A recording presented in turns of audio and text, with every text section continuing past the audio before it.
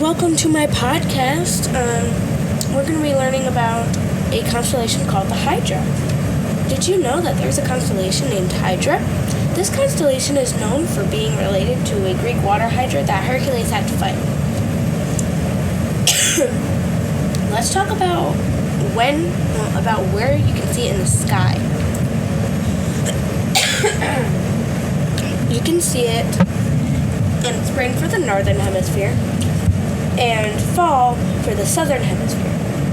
Another fact is it looks like a snake. It is really long and the head looks like a teardrop. You can see it around 9 p.m. or 10:30 p.m. in mid-March. That is how you can spot it. We're going to talk about why it's called the Hydra. It is called the Hydra because it looks like a snake. It represents the Greek Hydra called learning. Hercules had to fight the learning Hydra. Hercules and the Hydra are related, of course. Let's talk about when it can be seen. You can see it in spring for the northern hemisphere and fall for the southern hemisphere, as we already covered in the first paragraph. You can see it around 9 p.m. You can also see it around 9 p.m.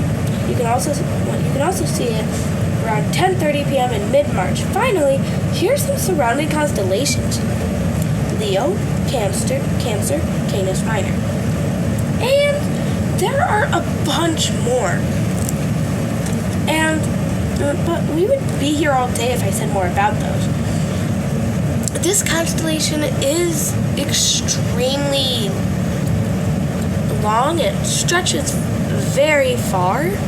Think about it stretches very long and very far.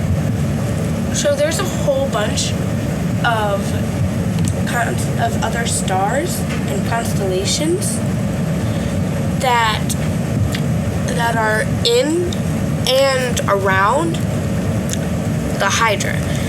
But it's so long that there's so many that you might just need to check it out yourself. And lastly, this constellation is related to the Greek water. This constellation is known for being related to the Greek water hydra that Hercules had to fight.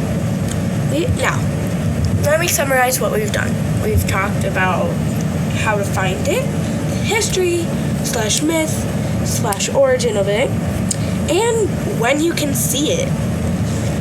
I think that we've covered we've covered about everything.